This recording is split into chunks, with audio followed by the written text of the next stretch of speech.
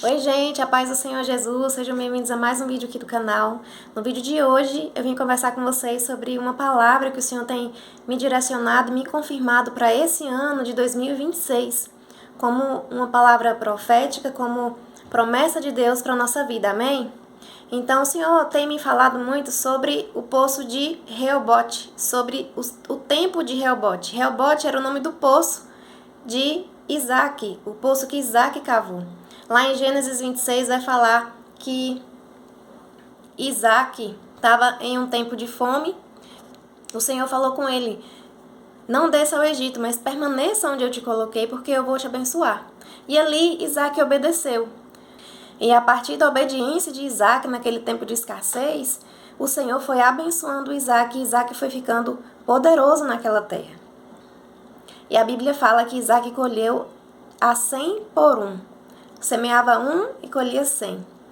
E depois disso, Isaac foi desentulhando os poços. Ele foi tendo que desentulhar os poços ali que o pai dele já tinha cavado, os poços de água, mas que os inimigos estavam ali entulhando aqueles poços, porque os inimigos estavam com perseguição, com inveja dele.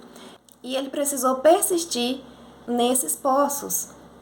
Cavou um poço, deu confusão. Cavou outro poço, deu discussão. Mas ainda assim Isaac perseverou e cavou mais outro poço e deu o nome de Reobote. E ele diz assim lá no versículo 22 de Gênesis 26. Isaac mudou-se dali e cavou outro poço, e ninguém discutiu por causa dele. Deu-lhe o nome de Reobote, dizendo: agora o Senhor nos abriu espaço para prosperarmos na terra. Dali, Isaac foi para Berseba, e naquela noite o Senhor lhe apareceu e disse: eu sou o Senhor, o Deus do seu pai Abraão. Não tema, porque estou com você. Eu abençoarei e multiplicarei os seus descendentes por amor do meu servo Abraão. E Isaac construiu nesse lugar um altar e invocou o nome do Senhor. Ali armou acampamento, e os seus servos e servas cavaram outro poço. Então, Reobote vai simbolizar esse tempo ali, onde o Senhor começou a prosperar ainda mais a vida de Isaac. E quando a Bíblia fala que Isaac foi cavando esses poços, o Senhor vai nos sinalizando que a gente precisa cavar mais na palavra também, cavar mais em profundidade com o Senhor, cavar o nosso próprio poço com Deus, porque na hora certa o Senhor vai nos abençoar, porque na hora certa o tempo de chover, o tempo da água jorrar ali daquele poço vai chegar, porque a nossa parte vai ser cavar o poço. A parte de Deus é fazer o milagre, é fazer a água jorrar daquele poço, ou fazer a chuva cair e transbordar tudo aquilo ali. Então esse tempo de Reobote é um tempo de colheita, é um tempo também de terra prometida, onde as bênçãos do Senhor, as promessas que Ele já falou a nosso respeito, vão se cumprir. Mas para isso a gente precisa estar alinhados com a palavra de Deus, alinhados com o tempo do Senhor, com aquilo que o Senhor está fazendo.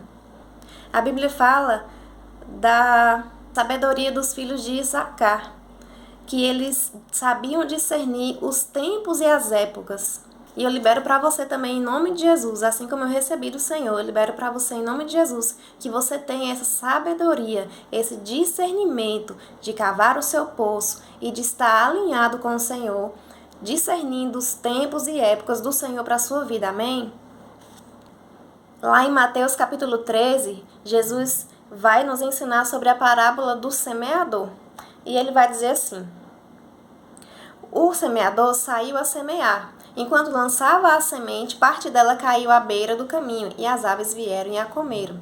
Parte dela caiu em terreno pedregoso, onde não havia muita terra, e logo brotou, porque a terra não era profunda, mas quando saiu o sol, as plantas se queimaram e secaram, porque não tinha raiz. Outra parte caiu entre espinhos que cresceram e sufocaram as plantas. Outra ainda caiu em boa terra, deu boa colheita, a 100, 60 e 30 por um. Aquele que tem ouvidos para ouvir, ouça. Então o Senhor está nos ensinando a semear também.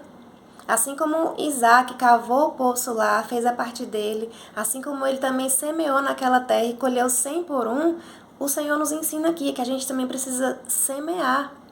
E semear com propósito, estar alinhado com aquilo que o Senhor está fazendo na nossa vida. E semear principalmente a palavra de Deus. Lá em Salmo 126 diz assim: aquele que sai chorando enquanto lança a semente, voltará com cantos de alegria trazendo seus feixes. Ou seja, tudo aquilo que você semeou aos pés do Senhor, mesmo com lágrimas, mesmo com choro, com clamor, você vai colher com alegria. Porque nenhum trabalho no Senhor é em vão. Nada que a gente faz aos pés do Senhor é em vão. Nada. Nada que a gente faz para o Senhor, nada que a gente serve ao Senhor, que a gente faz com o propósito de agradar o coração de Deus, nada é em vão para o Senhor. Então, tudo que a gente planta, a gente vai colher. Então, que eu e você, a gente esteja preparado para receber essa colheita do Senhor, com o coração alinhado com aquilo que o Senhor tem para nos entregar. E que a gente também não fique com medo, porque a colheita pode ser desafiadora. Lá na Terra Prometida, quando Josué vai lá espiar a terra, lá em Números 13 vai falar que eles vão lá fazer o reconhecimento da terra. E aí o povo fala assim que eles colheram as uvas e as uvas eram gigantes. O cacho de uva precisou ser carregado por 2 homens. Fala aqui em Números capítulo 13. 2 deles carregaram o cacho pendurado numa vara. Colheram também romãs e figos. Aquele lugar foi chamado de Vale de Escol, por causa do cacho de uvas que os israelitas cortaram ali. Ao fim de 40 dias, eles voltaram da missão do reconhecimento da terra. Mas assim como os frutos eram grandes naquela terra ali, era uma terra prometida do Senhor, uma terra de fartura, uma terra que emanava leite e mel, uma terra produtiva, poderosa, que o Senhor tinha para entregar para eles ali. Só que muitos deles ficaram com medo. Por quê? Porque eles viram que naquela terra, assim como tinham os frutos gigantes, suculentos, saborosos, também tinham gigantes, tinham inimigos ali. E eles ficaram com medo. A Bíblia fala que só Josué e Caleb se colocaram na posição de coragem, de não se levar pelas circunstâncias, eles não ficaram com medo. Eles confiaram no Senhor e eles foram avançando. Falaram, não, gente, não vamos ficar com medo, não. Caleb falou lá para eles, não vamos ficar com medo, não. A terra prometida que o Senhor já nos deu.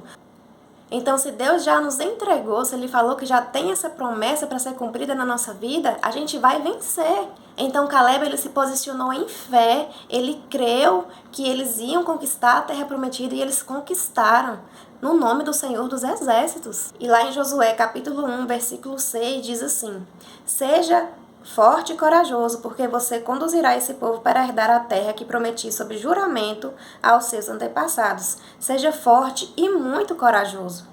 No versículo 8, diz assim: não deixe de falar as palavras do livro da lei e de meditar nelas de dia e de noite, para que você cumpra fielmente, ou seja, ele estaria alinhado ali com o que o Senhor estava fazendo, tudo o que está escrito. Só então os seus caminhos prosperarão e você será bem-sucedido. Não fui eu que lhe ordenei? Seja forte e corajoso, não se apavore nem desanime, pois o Senhor, seu Deus, estará com você por onde você andar. E quando a gente pensa nessa terra prometida aqui, tudo que eles passaram, os gigantes que eles enfrentaram, os exércitos que eles derrotaram, a gente vê o Senhor transicionando eles de um lugar para o outro, tirando eles ali de uma zona de conforto que eles estavam, do tempo ali do deserto, para fazer essa travessia para a terra prometida. Tinha muita gente ali desalinhada, tinha muita gente ali com medo, tinha muita gente, inclusive, querendo voltar para o Egito, porque não queria se submeter ao desconforto, não queria se submeter ao novo de Deus. Ficaram com medo, porque virão os gigantes. E quando o Senhor ele quer fazer algo novo na nossa vida, Ele quer nos transicionar para que a gente esteja alinhado à palavra de Deus, para que a gente possa colher aquilo que o Senhor tem para nós, o Senhor vai nos tirar do que é confortável. Ele vai falar para a gente sair daquilo que é familiar e confiar só nele. Então, se Deus está falando que a gente vai colher, a gente vai colher. Ainda que seja difícil, ainda que na terra tenha gigantes, ainda que as circunstâncias sejam pavorosas, mas o Senhor é Deus na nossa vida. colher alguma fruta, quando você vai pegar alguma fruta no pé, é desconfortável. Tem planta que dá coceira, você vai lá na árvore pegar acerola, pode ter algum percevejo ali que pode te picar, pode ter planta ali, tem árvore que tem a folha que dá coceira, mas você vai e arranca o fruto, porque o fruto vale a pena. Vale a pena você passar por aquele desconforto ali para você colher.